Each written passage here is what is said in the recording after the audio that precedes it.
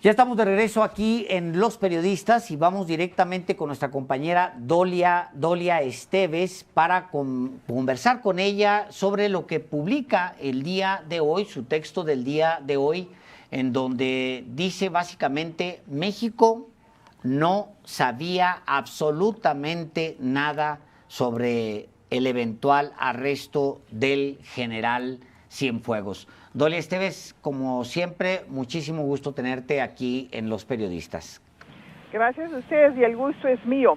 Pues sí, mira, yo hice una serie vamos a decir, entrevistas y comentarios y accesé pues a varias personas aquí en Washington, todo confidencialmente porque pues como se podrán imaginar es un tema delicado, pero sí logré corroborar a través de estas fuentes que no sabía nada México, no sabía nada, no le informaron nada al gobierno de López Obrador, no solamente del arresto, sino de que había sido ya acusado por un gran jurado en agosto del 2019 y que a raíz de esa acusación, que estuvo sellada, es decir, fue confidencial, giraron una orden de aprehensión contra él.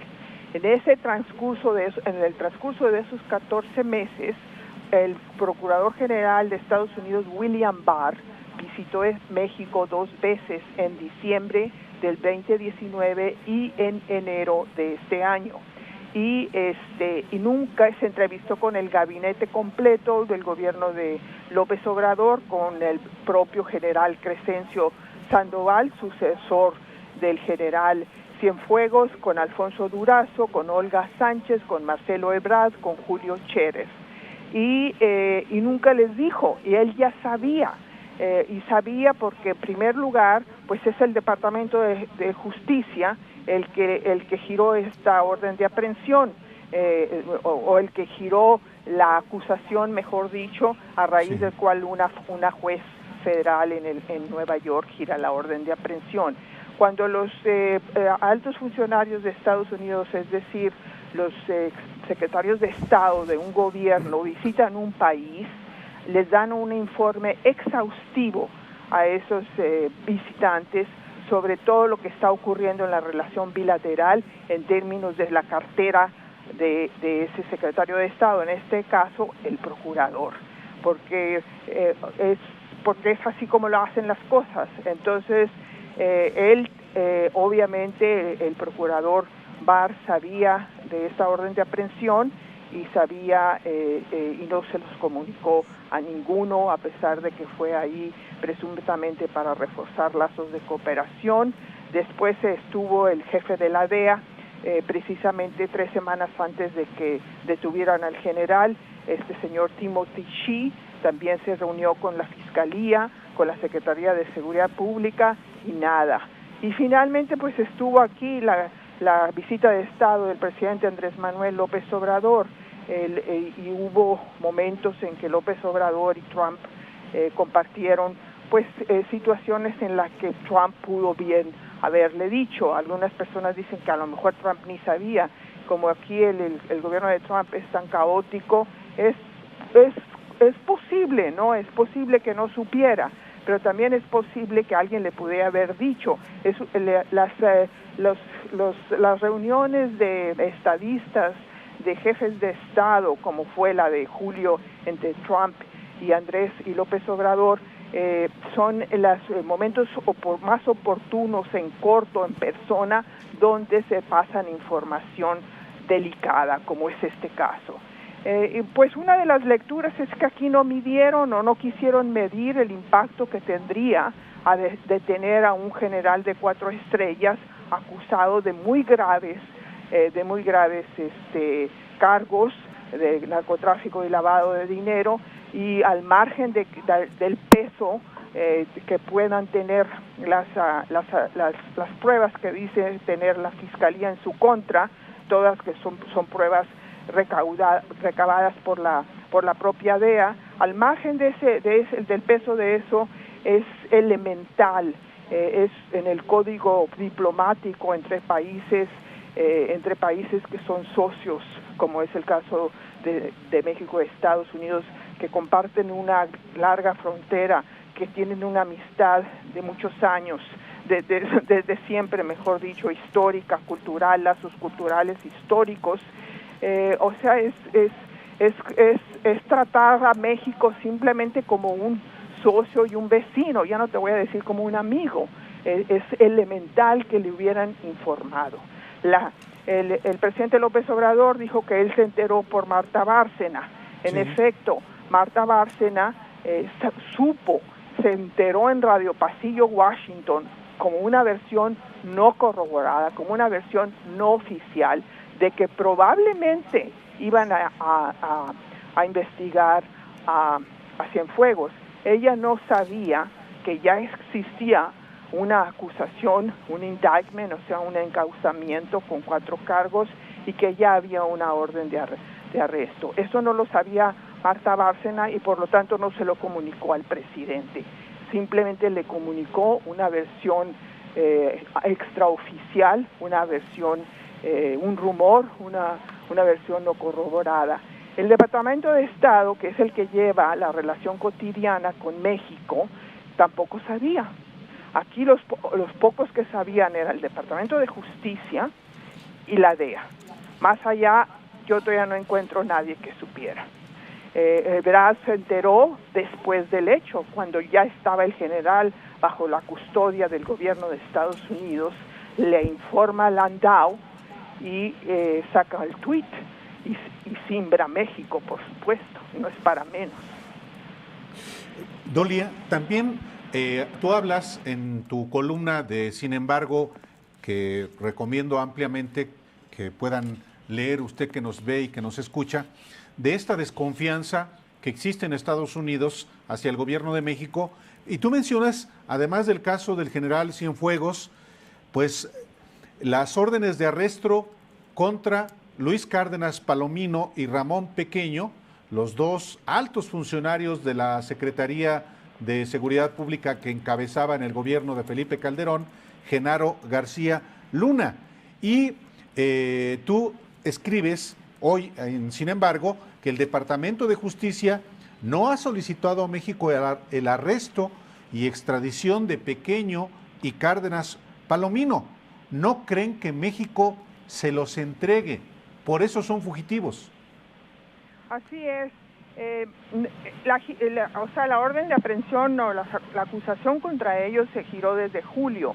Como deben de recordar, fueron sumados los nombres de estos 2 señores, Luis Cárdenas Palomino y Ramón Pequeño, a la actualización de la acusación contra García Luna. O sea, son 3 ahora los que son acusados de esta asociación delictuosa de tráfico de drogas.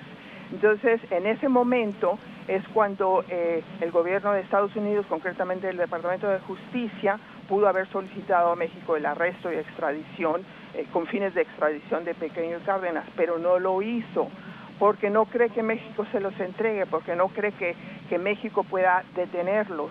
Y de hecho, el fiscal que va a estar a cargo del caso de Cienfuegos, cuando ya finalmente lo traigan aquí a Brooklyn, a Nueva York, argumenta el fiscal Ducharme, que es el mismo fiscal que ya está a cargo del caso de García Luna. Él argumenta que si bien tenemos un tratado de extradición con México, es como si no lo tuviéramos, porque en México hay los extraditables se valen de amparos en los tribunales que finalmente algunos ni siquiera son extraditados porque ganan todos esos amparos o se prolongan mucho los procesos. Eso cuando los arrestan.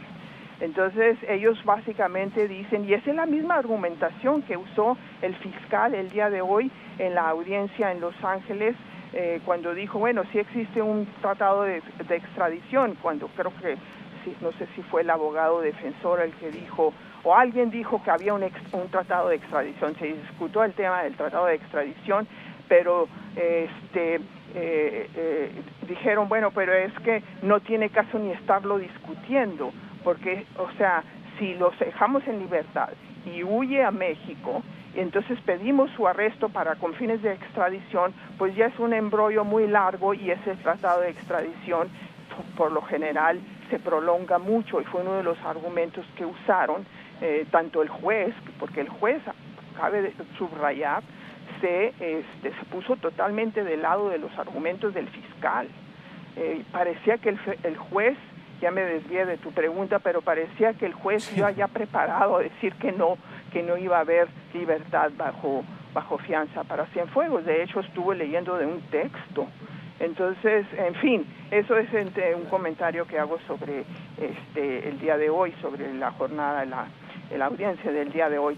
Pero en efecto, hay una gran desconfianza respecto al cumplimiento del tratado de extradición por parte de México.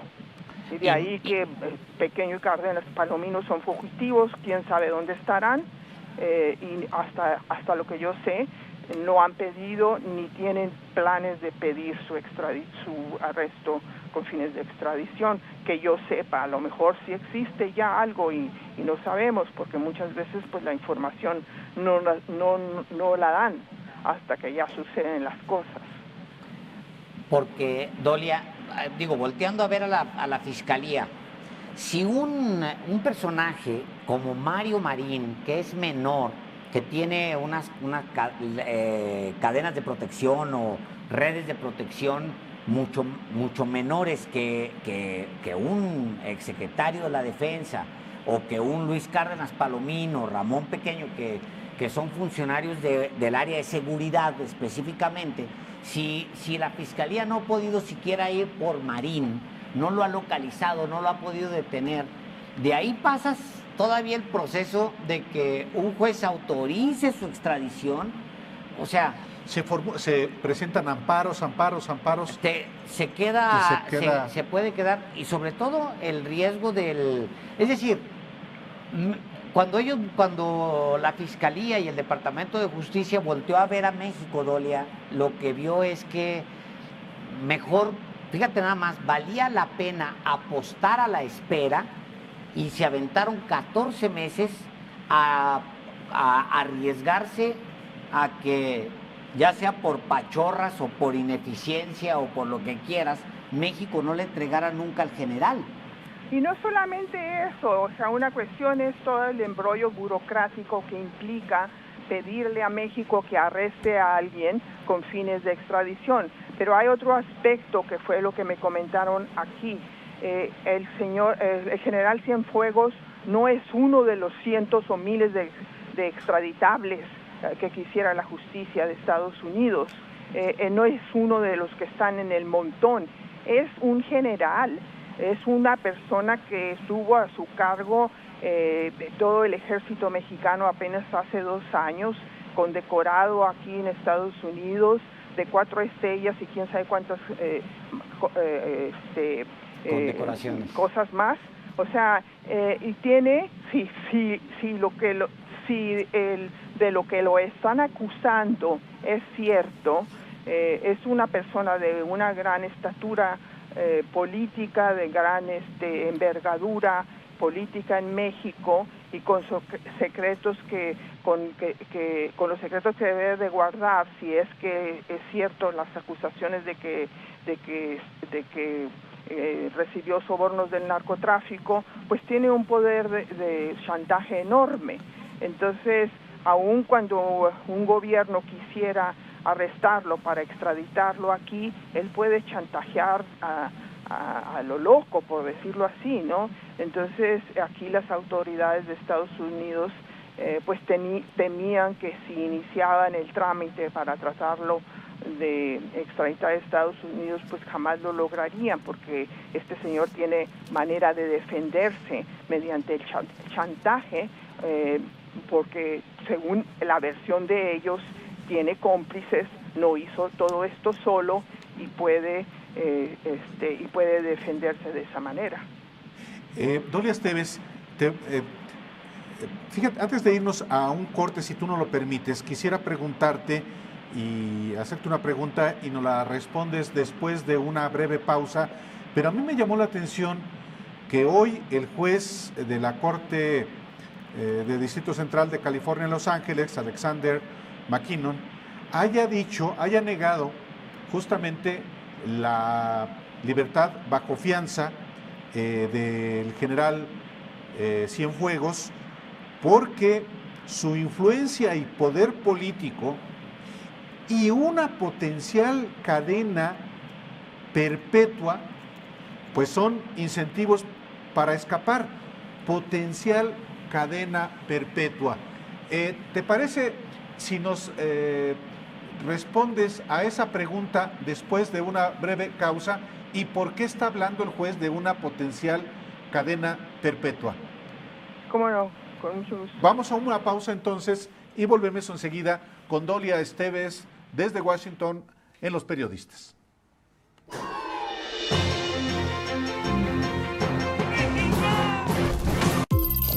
Para la octava, tu punto de vista es muy importante. Comunícate vía WhatsApp al 5574 47 99 77 y dinos lo que piensas. La octava, en diálogo contigo. Fuerza Social por México y redes sociales progresistas son los nuevos partidos satélite del obradorismo. ¿Se trata de fuerzas políticas representativas y genuinas o de partidos negocio y de familia? ¿Podrían impulsar las candidaturas presidenciales de Ricardo Monreal o de Marcelo Ebrard en el 2024? Esta noche en el Octágono entrevistaremos a los líderes de ambos partidos. No se lo pierdan, 8 de la noche en la octava. Las luces que iluminan la ciudad se encienden desde el estudio del mejor late night de la televisión. Fernanda de Noche. Préndete hacia la diversión con el remedio contra el estrés que nuestra conductora e invitados aplican todas las noches de la semana. Fernanda de Noche, de lunes a viernes a las 10 de la noche, en la octava. Las Algarabeando es el nuevo programa aquí en la octava, lleno de palabras, de ideas, de curiosidades para niños, jóvenes y adultos. Pero también de cosas divertidas, del chingonario. No se pueden perder Algarabeando solamente aquí en la octava. El deporte más popular del planeta no conoce fronteras ni nacionalidades. Llega a tu pantalla lo mejor de la MLS por la Octava Sport. Los comentarios más acertados sobre las mejores jugadas, los goles, los fichajes y los cracks de la Liga de Fútbol de Estados Unidos. La liga con más sabor europeo en el continente. Sábado, 2:30 de la tarde. Lo mejor de la MLS por la octava.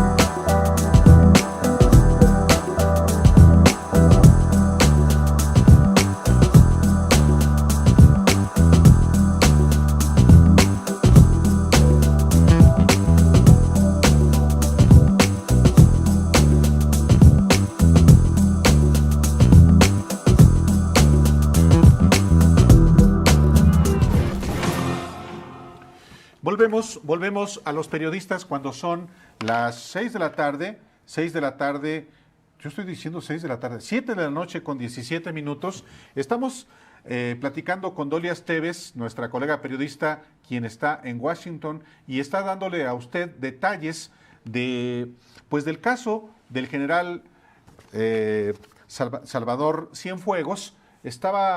Antes de irnos al corte, yo le pregunté a Dolia que a mí me llamó mucho la atención lo que el juez hoy señaló para negarle a Cienfuegos la libertad bajo fianza.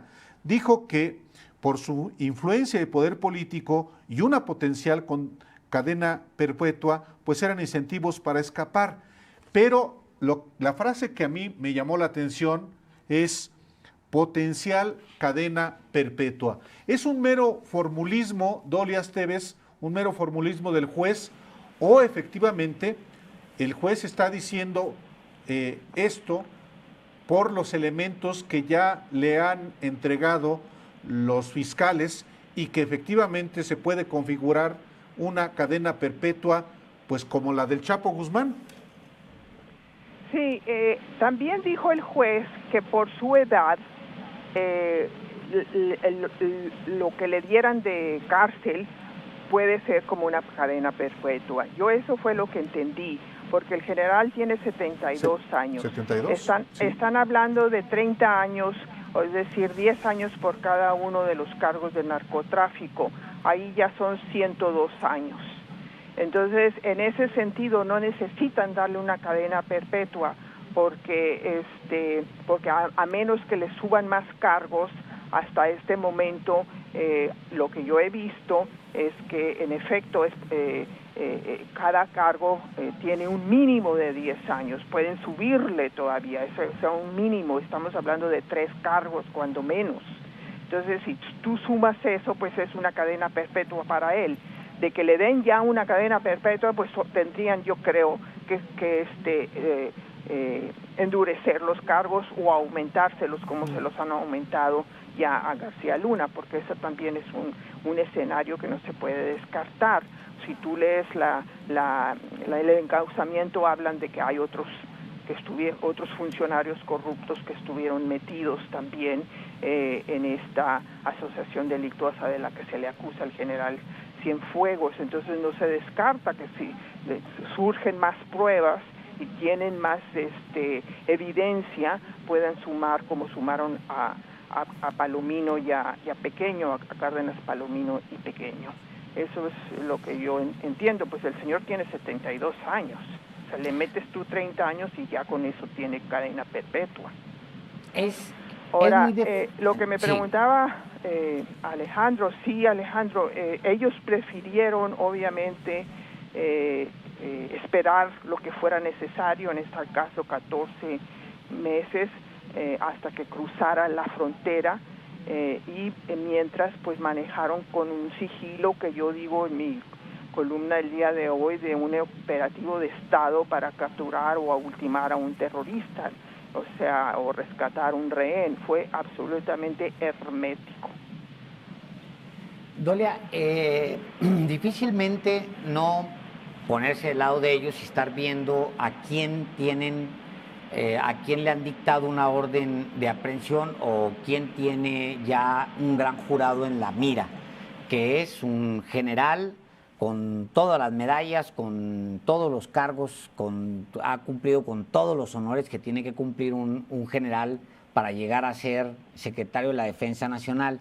Ellos están volteando a ver el personaje y están esperándose y se van a esperar para no entorpecerse y hacerse, digamos, hacer efectiva su investigación.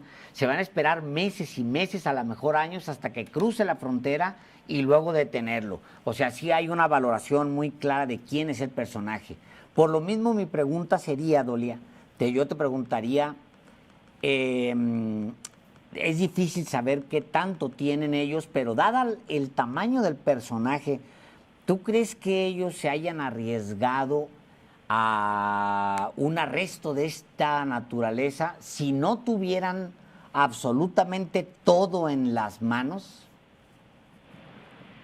Pues yo quisiera pensar que no se la arriesgaron. Quiero pensar que sí tienen toda esa evidencia, que no es una vendetta política instigada por la DEA, porque sí existe el antecedente que de la DEA detesta al ejército. El ejército nunca ha sido muy aceptado por Estados Unidos.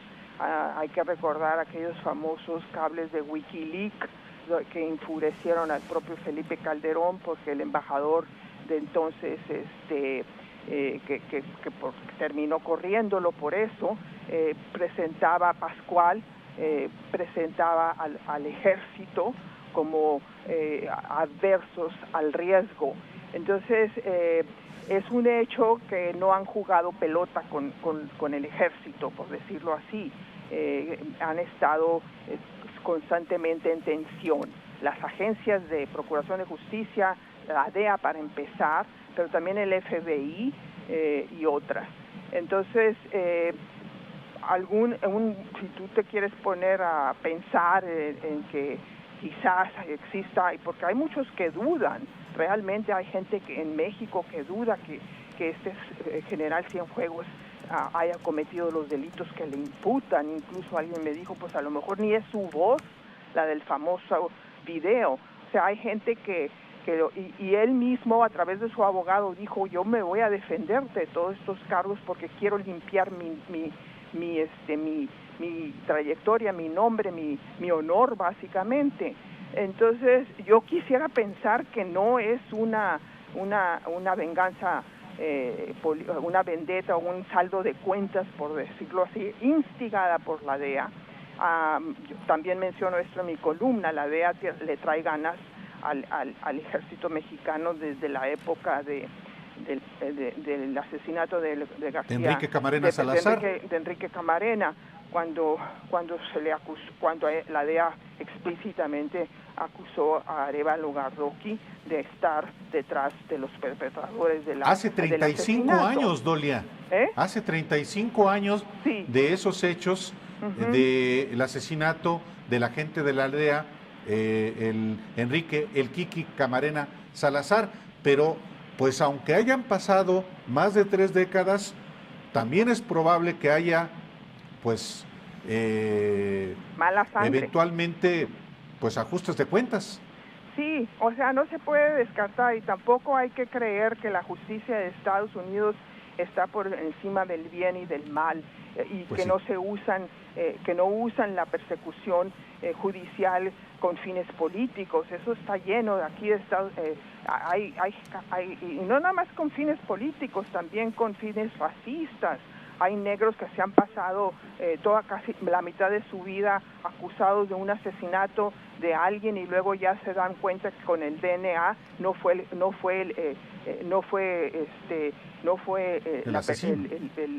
homicida, y lo sueltan, pero ya perdió 40 años. O sea, pueden cometer errores por un lado, y por el otro lado sí pueden usar con fines de saldo de cuentas o con fines políticos, politizar la justicia. Yo no sé si este sea el caso. Yo lo que sí sé es que el dato duro es que sí hay una aversión de la DEA por el ejército, y eso está es una aversión legendaria que data de hace 35 años, como dices, y yo quiero pensar que no sea así. O que la DEA tiene pruebas demoledoras, contundentes, incriminatorias contra el general. El general lo más probable es que siga los pasos de sus antecesores, el Chapo, de García Luna, y se declare no culpable, trate de defenderse en un juicio que probablemente, yo no quiero adelantar vísperas, pero es muy probable que no lo pierda, que no lo gane, perdón. Pero pues eso ya es a futuro. Ahorita no sabemos todavía ni cuándo lo van a traer aquí a Brooklyn, donde le van a hacer la lectura ya de los cargos oficialmente por un juez, y eso va para largo. En diciembre cumple ya 1 año Genaro García Luna de estar en la cárcel aquí, bajo prisión, y todavía no se sabe ni cuándo va a empezar el juicio, si es que en efecto va a haber juicio. Entonces estos procesos pueden ser muy largos, y más cuando tienes en medio una pandemia como es el COVID-19. Dolia, el primero de febrero del 2017 conversan Trump y Peña Nieto, y Trump es entonces cuando lo amenaza, le dice: si no puede tu ejército controlar a los cárteles, los puede controlar el ejército de Estados Unidos.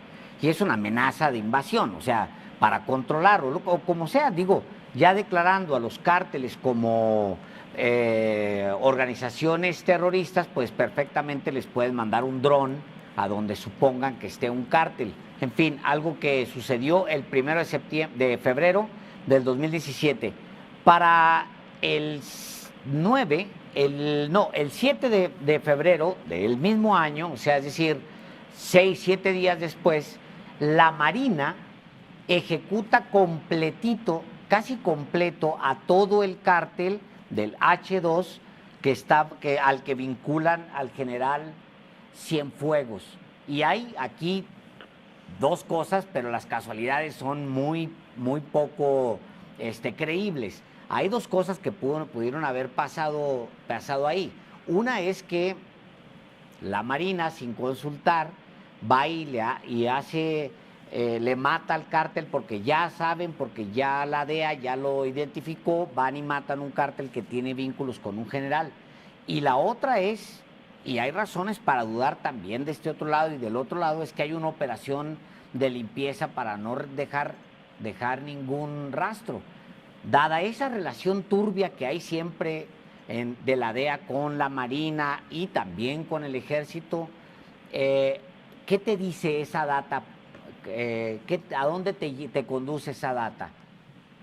Mira, en efecto, fue poquito después de esa advertencia, amenaza del Trump a Peña Nieto de que si tu ejército no puede con los capos, el mío sí.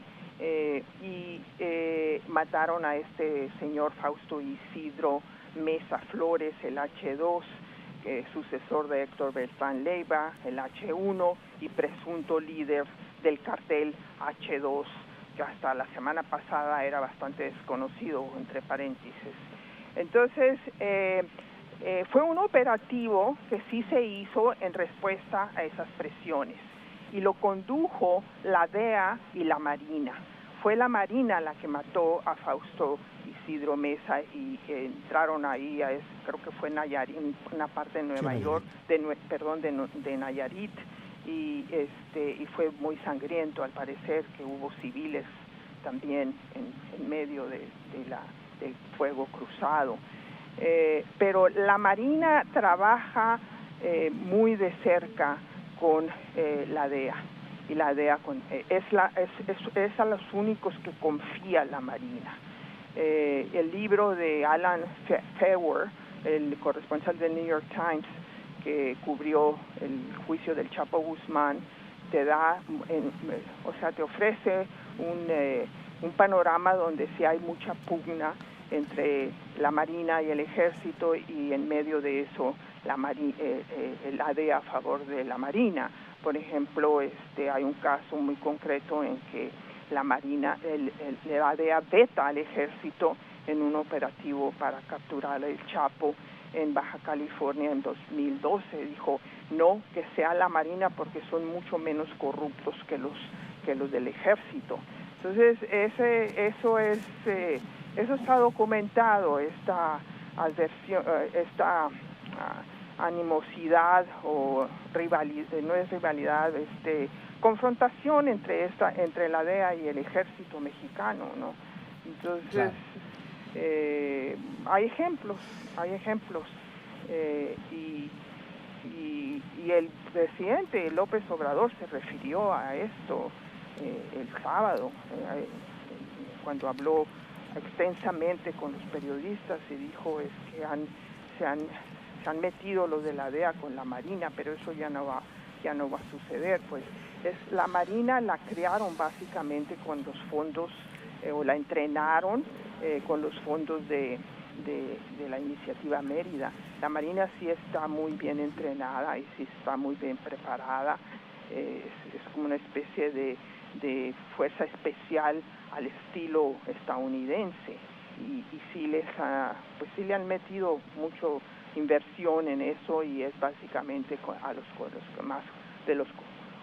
los que más confía la DEA y las agencias de Procuración de Justicia de Estados Unidos.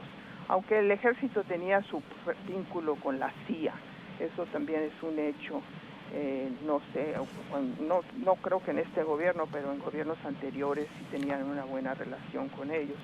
Y luego, claro, pues ya es otro cuento, el pleito que siempre han tenido la CIA y la DEA, que se remonta incluso al famoso Irán Gate, pero la contra nicaragüense, y todo como estuvo Enrique Peña Nieto Enrique Camarena metido en todo eso. Pero eso pues ya es cuestión de otra ocasión, ¿no? Claro. Dolia, pues hemos abusado de tu tiempo, pero había mucho que conversar y te agradecemos nuevamente que hayas estado